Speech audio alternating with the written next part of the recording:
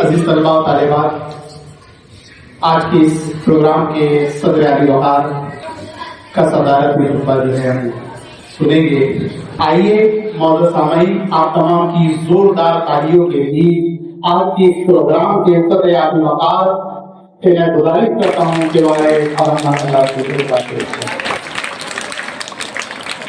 السلام علیکم۔ شروع اللہ کے نام سے جو بے انتہا مہربان نہایت رحم فرما ہے۔ آج کے اس مقدس سیرت النبی تقریری پروگرام میں موجود ترجمان اطفال کے مدیر اعلیٰ، آپ کے لیے لکھنے والے، ادب اطفال کے قابل اعتبار ادیب محترمی رحیم رضا سر، ہائی اسکول اور پرائمری کے صدر معلمین، جملہ اساتذہ اکرام، عزیز طلباء و طالبات، اگرچہ عرش پر پائے جمال رکھا ہے، اگرچہ عرش پر پائے جمال رکھا ہے، مگر نبی نے ہمارا خیال رکھا ہے۔ تیری مثال زمانے میں غیر ممکن ہے، تیری مثال زمانے میں غیر ممکن ہے، خدا نے تجھے بے مثال رکھا ہے، اور یہاں کی فکر وہاں کا خیال رکھا ہے، یہاں کی فکر وہاں کا خیال رکھا ہے، اکیلے دو جہاں کو سنبھال رکھا ہے۔ ہزاروں درود و سلام کائنات کی اس ہستی کے نام جسے دنیا انسانیت رحمت للعالمین کہتی ہے۔ ماں عائشہ رضی اللہ تعالی عنہا سے جب یہ پوچھا گیا کہ آپ صلی اللہ علیہ وسلم کی سیرت بتائی جائے، تو ایک بہت مختصر سا جواب ماں عائشہ رضی اللہ تعالیٰ عنہ نے دیا کہ کیا آپ نے قرآن نہیں پڑھا؟ اس ایک جملے کو اگر آپ اس کی تفسیر کریں، بات سمجھ میں آئے گی کہ اگر سیرت رسول کو سمجھنا ہے، پڑھنا ہے، پھر آپ کو قرآن کو پڑھنا پڑے گا۔ بلکہ میں تو یہ کہتا ہوں سر کہ اگر سیرت کی کتابیں نہ بھی لکھی جاتی تب بھی سیرت کے وہ تمام پہلو، آپ صلی اللہ علیہ وسلم کی زندگی کے تمام گوشے وہ قرآن نے ہم کو بتا دیے۔ لیکن قربان جائیے ان ہستیوں پر کہ جنہوں نے ہم تک آپ کی سیرت، آپ کی زندگی کے ایک ایک عمل کو ہم تک پہنچانے کا ایسا انتظام کیا کہ آپ کی زندگی کا کوئی گوشہ ایسا نہیں رہا کہ جو ہم تک نہیں پہنچ سکا۔ یہ اتنے تواتر کے ساتھ، اتنے ذمہ داری کے ساتھ ان ہستیوں نے ہم تک یہ سیرت کو پہنچایا، اور یہ پہنچانے کے بعد قیامت تک کے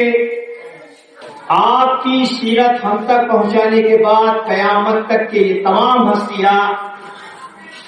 آپ کے ساتھ ساتھ وہ بھی ہمارے لیے لائق سر احترام اور لائق قابل تقلید بن گئے، اور ان کی محبت، ان کے عشق کا یہ آلہ کہ ہر چیز کے اوپر آپ کی محبت غالب تھی۔ آپ نے بارہا سنا ہو گئی ہوگا کہ جنگ احد کے وقت میں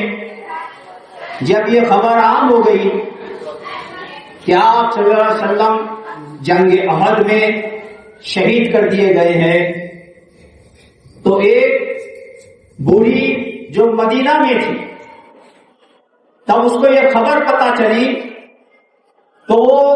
اس کے لیے ناقابل برداشت ہو گیا اور وہ بے چین اضطراب کی حالت میں مدینے سے چل پڑے۔ راستے میں صحابی ملتے ہیں، پوچھتے ہیں یہ بھیا تو کہاں جا رہی ہے؟ کہاں مجھے ایسی ایسی خبر لگی ہے، تو کہاں تجھے پتا ہے کہ اس معرکے میں آپ کے شوہر شہید ہو؟ یہ سننے کے بعد بھی اس کا یہ سوال تھا، کہاں کہ وہ تو ٹھیک ہے لیکن یہ بتائیے کہ رسالت مآب صلی اللہ علیہ وسلم کیسے ہے؟ پھر اور آگے بڑھی تو کسی نے کہا کہ آپ کا بیٹا بھی شہید ہو، لیکن اس بڑھیا کا وہی سوال کہ آپ صلی اللہ علیہ وسلم کیسے ہیں؟ اور آگے بڑھتی ہے، خبر ملتی ہے کہ آپ کے بھائی بھی شہید ہو۔ یعنی آپ سوچئے، آپ ہی نہیں بلکہ اس امت کے ایک ایک فرد کو سوچنا چاہیے، اس طریقے کی خبریں ملنے کے بعد ایک خاتون پہ کیا بیتتی ہے۔ لیکن قربان جائیے ان ہستیوں کا